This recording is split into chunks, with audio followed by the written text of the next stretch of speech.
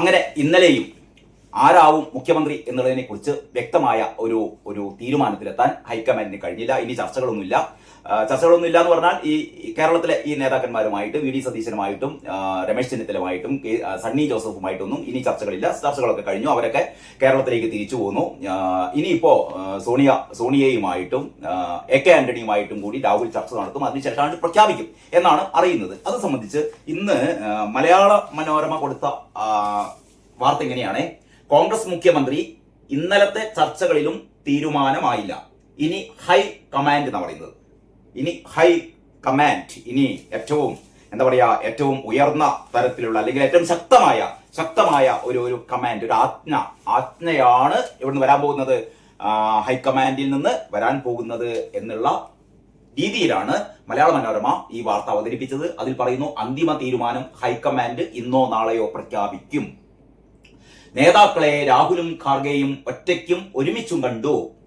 കേരളം മുഴുവൻ ആകാംക്ഷയോടെ കാത്തിരുന്ന ആ ചോദ്യത്തിന് ഇന്നലെയും ഉത്തരമായില്ല. അടുത്ത കേരള മുഖ്യമന്ത്രി ആര് എന്നറിയാൻ അന്തിമ തീരുമാനം കോൺഗ്രസ് ഹൈക്കമാൻഡ് ഇന്നോ നാളെയോ പ്രഖ്യാപിക്കും. കോൺഗ്രസ് അധ്യക്ഷൻ മല്ലികാർജുൻ ഖാർഗെയും പ്രതിപക്ഷ നേതാവ് രാഹുൽ ഗാന്ധിയും ചേർന്ന് മുഖ്യമന്ത്രി പദവിക്ക് സാധ്യത നിലനിർത്തുന്ന നേതാക്കളുമായി ഒറ്റയ്ക്കും കൂട്ടായും നടത്തിയ ചർച്ചകൾക്കൊടുവിൽ രാഹുലാണ് ഇക്കാര്യം അറിയിച്ചത്. പ്രഖ്യാപനത്തിന് മുമ്പ് സോണിയാഗാന്ധിയുടെയും AK ആന്റണി അടക്കം മുതിർന്ന നേതാക്കളുടെയും അഭിപ്രായവും ആരായും. പക്ഷം പിടിച്ച് തെരുവിൽ നടക്കുന്ന പ്രകടനവും പ്രതിഷേധവും ഫ്ലക്സി യുദ്ധവും അവസാനിപ്പിക്കണമെന്ന് വി ഡി സതീശനും രമേശ് ചെന്നിത്തലയും KC വേണുഗോപാലും മാധ്യമങ്ങൾക്ക് മുമ്പിൽ ഒരുമിച്ചെത്തി പറഞ്ഞു. മുഖ്യമന്ത്രി പദത്തിലേക്ക് യോഗ്യരായവരാണ് 3 പേരും എന്ന അഭിനന്ദനത്തോടെയായിരുന്നു രാഹുൽ നേതാക്കളോട് സംസാരിച്ചത്. ആദ്യം 3 പേരെയും 45 മിനിറ്റോളം രാഹുലും ഖർഗെയും ഒറ്റക്കൊറ്റക്ക് കണ്ടു. ശേഷം ഒന്നിച്ചിരുത്തി. തുടർന്നാണ് തീരുമാനം ഞങ്ങൾക്ക് വിടൂ എന്നും പ്രഖ്യാപനം ഇന്നോ നാളെയോ നടത്തുമെന്നും രാഹുൽ അറിയിച്ചത്. എന്ന് പറഞ്ഞാൽ ഈ നേതാക്കളുമായി ഒറ്റക്കൊറ്റക്ക് നടത്തിയ ചർച്ചകളും അതിനുശേഷം കൂട്ടായി നടത്തിയ ചർച്ചകളിലൊന്നും ഈ 3 നേതാക്കന്മാരും ഒരു വിട്ടുവീഴ്ചക്കും തയ്യാറായില്ല എന്നാണ് ഇതിൽ നിന്ന് മനസ്സിലാക്കുന്നത്. അവസാനം പറഞ്ഞു, നിങ്ങൾ പോയിക്കോ, ഞങ്ങളൊരു തീരുമാനം എടുക്കുമെന്ന് രാഹുൽ പറഞ്ഞു. ഓക്കെ, അഭിപ്രായം അറിയാൻ മുതിർന്ന നേതാക്കളുമായി ഖാർഗെ നേരിട്ട് സംസാരിക്കും.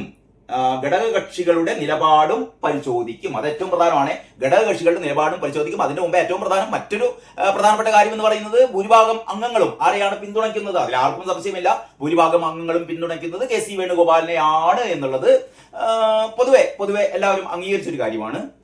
പ്രഖ്യാപന സമയത്തെക്കുറിച്ച് മാധ്യമപ്രവർത്തകർ ചോദിച്ചപ്പോൾ യഥാസമയം അറിയിക്കുമെന്നും 23 വരെ സമയമുണ്ടല്ലോ എന്നുമായിരുന്നു സംസ്ഥാനത്തിന് ചുമതലയുള്ള ജനറൽ സെക്രട്ടറി ദീപാദാസ് മുൻഷിയുടെ പ്രതികരണം. അങ്ങനെയാണ് മലയാള മനോരമ കൊടുത്തത്. എനിക്ക് തോന്നുന്നു കുറെ കൂടി കൃത്യമായ ചില സൂചനകൾ നൽകുന്നത് ഇന്ന് കേരള കൗമുദിയാണ്. കേരള കൗമുദി ആ വാർത്ത കൊടുത്തത് തെരുവിലിറങ്ങരുത് മുഖ്യമന്ത്രി ഉടൻ എന്നാണ്. തെരുവിലിറങ്ങരുത് എന്ന് പറഞ്ഞാൽ ഹൈക്കമാൻഡ് തന്നെ വളരെ കൃത്യമായി പറഞ്ഞു. ഈ നേതാക്കന്മാരോടൊക്കെ പറഞ്ഞു, അണികളോട് വിളിച്ച് താക്കീത് നൽകാൻ ഈ മാതിരി തെരുവിലിറങ്ങിയുള്ള ഈ കലാപരിപാടി നിർത്തണം. പണ്ട് തന്നെ അറിയാലോ, ഈ പ്രചാരണ സമയത്ത് തന്നെ രാഹുൽ ഗാന്ധി വളരെ വ്യക്തമായി പറഞ്ഞിരുന്നു, നിങ്ങൾ ഗ്രൂപ്പ് ഡാൻസ് ആണ് വേണ്ടത്, ഒറ്റക്കൊറ്റക്കുള്ള സിംഗിൾ ഡാൻസ് ഇവിടെ വേണ്ട എന്ന് മൂപ്പര് പറഞ്ഞിരുന്നു. പക്ഷേ ഇപ്പം എല്ലാവരും ഇങ്ങനെ സിംഗിൾ ഡാൻസ് കളിച്ചുകൊണ്ടിരിക്കുകയാണ്. അതുകൊണ്ട് അത് വേണ്ട. അപ്പൊ കർശനമായി അത് നിർത്തണം. ഈ ഫ്ലക്സ് കീറലും ഫ്ലക്സ് നശിപ്പിക്കലും പുതിയ ഫ്ലക്സ് ഉയർത്തലും അമ്മാരി പരിപാടിയും വേണ്ട എന്ന് കർശനമായി പറഞ്ഞു. അതനുസരിച്ച് അണികളൊക്കെ അനുസരിച്ച് തുടങ്ങി എന്നാണ് അറിയുന്നത്. അപ്പൊ തെരുവിലിറങ്ങരുത് മുഖ്യമന്ത്രി ഉടൻ. അതില് സോണിയ ഇടപെടും എന്ന് പറയുന്നുണ്ട്. പ്രസൂൺ S കണ്ടത്തിന്റെ റിപ്പോർട്ടാണ്. അതിൽ ഏറ്റവും പ്രധാനം എന്ന് പറയുന്നത്, സതീശൻ ഉപമുഖ്യമന്ത്രി, ചെന്നിത്തലയ്ക്ക് ആഭ്യന്തരം. അതായത് അങ്ങനെ ഒരു സമവായത്തിലേക്കാണ് വരുന്നത് എന്നാണ് പ്രസൂൺ S കണ്ടത്ത് പറയുന്നത്. അതായത് മുഖ്യമന്ത്രി മിക്കവാറും ആര് തന്നെയായിരിക്കും? KC വേണുഗോപാൽ തന്നെയായിരിക്കും മുഖ്യമന്ത്രി. അതിനുശേഷം ഈ 2 നേതാക്കന്മാരെ ഒന്ന് ശാന്തരാക്കാൻ വേണ്ടിയിട്ട്, അവരെ ഒന്ന് തൃപ്തിപ്പെടുത്താൻ വേണ്ടിയിട്ട് സതീശനെ ഉപമുഖ്യമന്ത്രിയാക്കും. മാത്രമല്ല സതീശനോട് പറയും, അടുത്ത തവണ സതീശനായിരിക്കും മുഖ്യമന്ത്രി. ഇപ്രാവശ്യം തൽക്കാലം ആരാവട്ടെ, ഉപമുഖ്യമന്ത്രി ആവട്ടെ. കാരണം എന്തായാലും സീനിയർ ആള് വേണുഗോപാലാണ്. അതുകൊണ്ട് വേണുഗോപാൽ മുഖ്യമന്ത്രി ആവട്ടെ, സതീശൻ ഉപമുഖ്യമന്ത്രി ആവട്ടെ. രമേശ് ചെന്നിത്തലക്ക് ആ മന്ത്രിസഭയിലെ ഏറ്റവും പ്രമുഖമായ ഒരു സ്ഥാനം എന്ന് പറഞ്ഞാൽ ആഭ്യന്തരമന്ത്രി. ആ രീതിയിലുള്ള ഒരു സമവായം ആണ് ഹൈക്കമാൻഡിൽ ഉരുത്തിരിഞ്ഞു വരുന്നത് എന്നാണ് പ്രസൂൺ S കണ്ടത്ത് പറയുന്നത്. അതിങ്ങനെയാണ്: വി ഡി സതീശന് ഉപമുഖ്യമന്ത്രി പദവും ധനകാര്യ വകുപ്പ് കൂടി സതീശന് നൽകി അടുത്ത തവണ മുഖ്യമന്ത്രി പദവും വാഗ്ദാനം ചെയ്തെന്നാണ് സൂചന. മുഖ്യമന്ത്രി പദം ഇല്ലെങ്കിൽ ആഭ്യന്തരം വേണമെന്ന് രമേശ് ചെന്നിത്തല പറഞ്ഞിരുന്നു. ആഭ്യന്തരം വിട്ടുകൊടുക്കില്ലെന്ന് KC-യും പറഞ്ഞു. മുഖ്യമന്ത്രി പദത്തിനുള്ള അവസാന അവസരമാണെന്നും രമേശ് ചെന്നിത്തല എന്ന് പറഞ്ഞാൽ ഇവർ തമ്മിൽ ഇപ്പോഴും ഒരു എന്താ പറയാ ഒരു ഐക്യത്തിൽ എത്തിച്ചേർന്നിട്ടില്ല. അതായത് രമേശ് ചെന്നിത്തലക്ക് ആഭ്യന്തരം, കാരണം മുഖ്യമന്ത്രിയാണ് ഇതുവരെ അറിയാലോ, നമ്മുടെ കാരണഭൂത മുഖ്യമന്ത്രിയായപ്പം ആഭ്യന്തരം മൂപ്പര് വിട്ടുകൊടുത്തില്ലായിരുന്നു. അപ്പൊ KC മുഖ്യമന്ത്രിയാവുമ്പോൾ KC-ക്ക് ആഭ്യന്തരം കൂടി വേണം എന്ന് പറയുമ്പോൾ അത് ശരിയാവില്ല. ആഭ്യന്തരം ആർക്കാവട്ടെ, രമേശ് ചെന്നിത്തലക്കാവട്ടെ എന്ന ഒരു രീതിയിലേക്കാണ് കാര്യങ്ങൾ പുരോഗമിക്കുന്നത്. പക്ഷെ അത് KC അതിനുള്ള ഒരു പൂർണ്ണമായ സമ്മതം നൽകിയിട്ടില്ല എന്നാണ് അറിയുന്നത്. ചെന്നിത്തല പറയുന്നു എനിക്കിത് അവസാനത്തെ ലാസ്റ്റ് ബസ്സാണ് ചെന്നിത്തലയെ സംബന്ധിച്ചിടത്തോളം.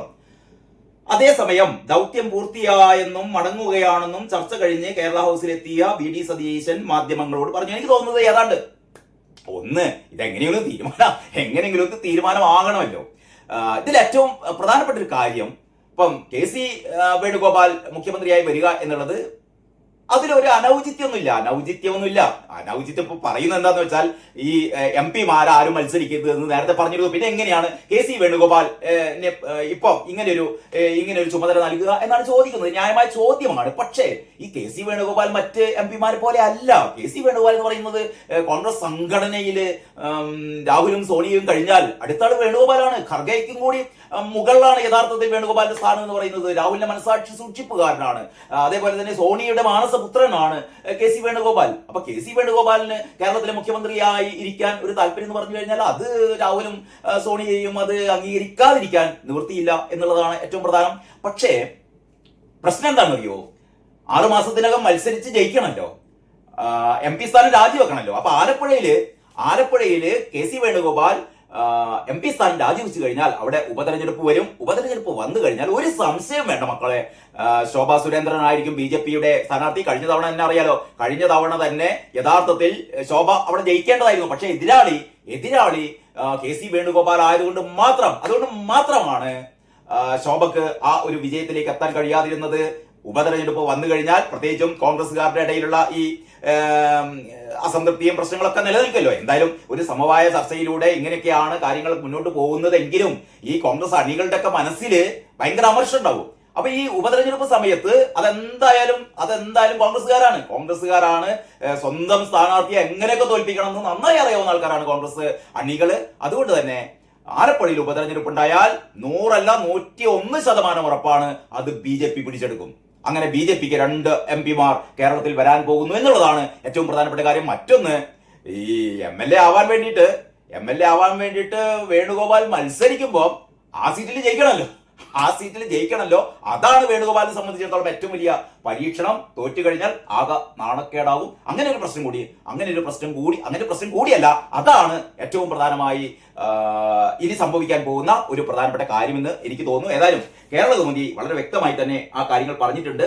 ഇനി അവകാശവാദങ്ങൾ നിരത്തി പക്ഷേ എന്ന് പറഞ്ഞ ഒരു സബ്ഹെഡിങ്ങിന്റെ താഴെ വൈകിട്ട് 4 മണി മുതൽ 7:30 വരെ നീണ്ട യോഗത്തിൽ VD Satheesan, Ramesh Chennithala, KC Venugopal, KPCC അധ്യക്ഷൻ സണ്ണി ജോസഫ് എന്നിവരുമായി രാഹുൽ ഗാന്ധിയും മല്ലികാർജുൻ ഖർഗെയും ഒറ്റയ്ക്ക് ചർച്ച നടത്തി. തുടർന്ന് ദീപദാസ് മുൻഷി, നിരീക്ഷകരായ മുകുൾ വാസ്നിക്, അജയ് മാക്കൻ എന്നിവരെയും ഇരുത്തി പൊതു ചർച്ചയും നടത്തി. നേരത്തെ മലയാള മനോരമ റിപ്പോർട്ട് ചെയ്ത ആ ഒരു സംഭവം തന്നെയാണ് ഇതിലും പറയുന്നത്. ഏതായാലും ഇതാണ് ഇനി സംഭവിക്കാൻ പോകുന്നത് എന്ന് നമുക്ക് ഏതാണ്ട് ഊഹിക്കാം.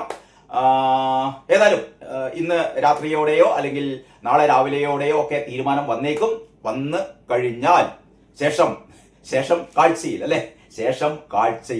എന്ന് മാത്രമേ പറയാനുള്ളൂ. ബാക്കി കാര്യങ്ങൾ നമുക്ക് അടുത്ത വീഡിയോയിൽ ചർച്ച ചെയ്യാം. അതുവരെ എല്ലാവർക്കും നന്ദി, നമസ്കാരം.